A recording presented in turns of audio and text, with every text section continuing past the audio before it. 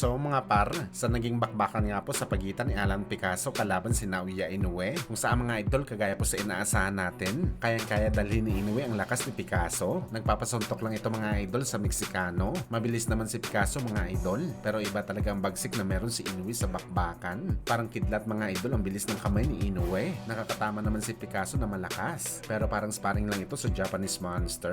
Pero gayon pa man mga idol, hindi naman masama ang pagkatalo ni Picasso. Hindi naman ito bumagsak sa lakas ni Inoue. Panalo lang si Inoue via unanimous decision. At siya pa rin mga idol ang Super Bantamweight Undisputed Champion.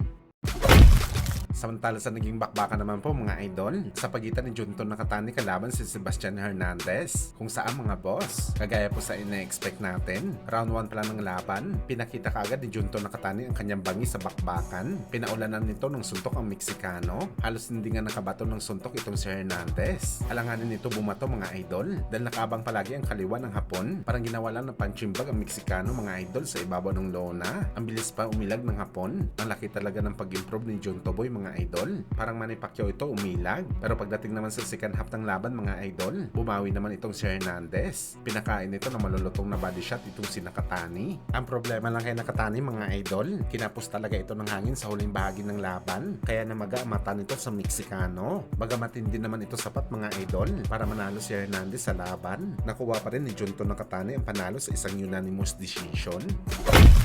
Samantala sa naging laban naman ng alaga mismo ni Boss Turkey na si Reto Chuchumi kalaban si Leobardo Quintana. Matagumpay po mga idol nakuha ni Chuchumi ang panalo via round 4 knockout. Sa naging tema ng laban mga idol, no mas talaga ito si Quintana sa husay ng Hapon sa bakbakan. Kaya nag-improve na po mga idol ang record ng prospect. Sa 4 wins, walang talo at 3 dito ay nakuha niya sa knockout. Para sa atin mga idol, si Ryo Chuchumi na siguro mga idol ang masasabi natin na future ng Japan boxing. Susunod ito sa yapak ni Nakatani at Inoue. Klaseng bata to mga idol. Halimaw talaga to sakaling tumagal ito sa boxing sports.